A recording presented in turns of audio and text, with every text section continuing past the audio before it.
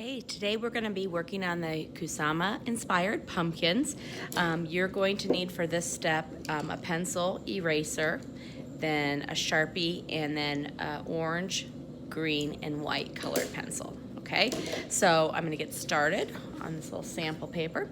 So the first thing you're going to do is draw your pumpkin, and you want the pumpkin to be super large. So I like to start with a really light circle so I can kind of know where it's going to be, and it's larger than my hand.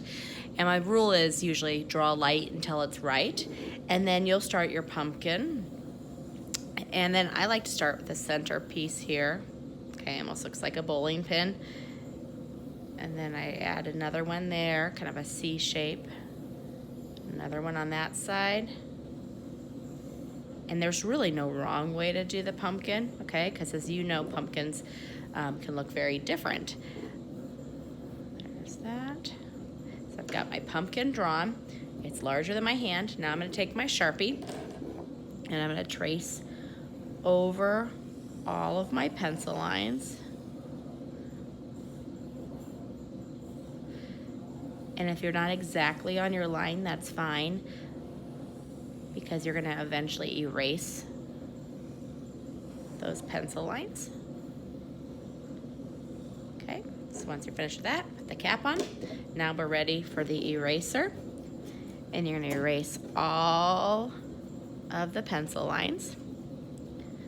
And the reason why we're erasing the lines is when we use the colored pencil, if you have a lot of the pencil lines on there, sometimes it kind of muddies up or dirties your color. So we want to make sure that's clean. And if you have some on the outside edge, that's fine, because we are going to be eventually cutting this out. Now I'm going to use the white, and the white is for the highlight. So think about where your sun is coming. So if my sun's coming from the top, I'm going to have the lightest areas at the top. And you can't see this real well, but just gives it a real subtle, like, glow. So you're just going to do that along the top parts here. And I'm kind of pressing hard when I'm doing this. I want to make sure I leave plenty of this kind of yellow-orange paper showing, because we will use some of it. So I'm not trying to color the whole thing with this white, just the highlights where the sun would catch some light or reflection. Okay, so I get this last bit here, and if you need to sharpen pencils, sharpen midway. Now I'm ready for the orange, and the orange is going to go into the shaded areas or the shadows. Now this one I am pressing super duper light. Okay, I'm not pressing hard at all. So I'm just kind of going around the edges here.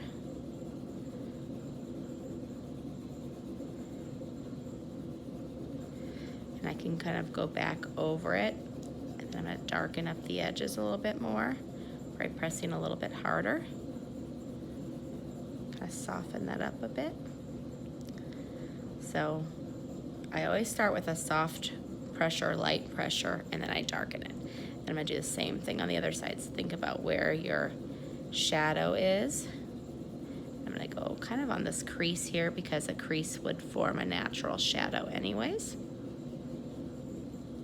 Do the same thing here. Color up. And on this side.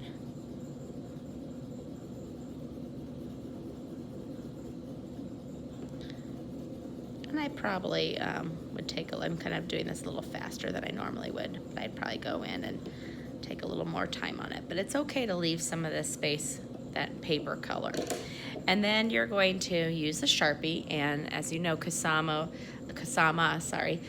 is known for her dots. So you're just gonna add your dots here.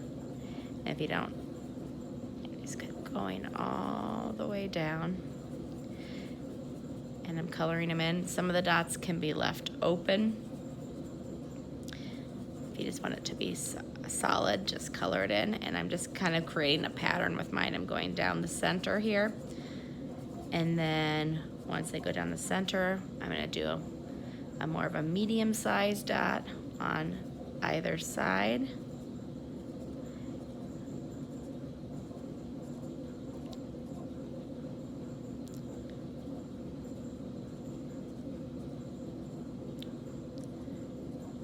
and it takes some time, okay? So I'm kind of going a little faster than I would normally do this, but you're getting the idea. So I'm just working on this one little section of the pumpkin at a time.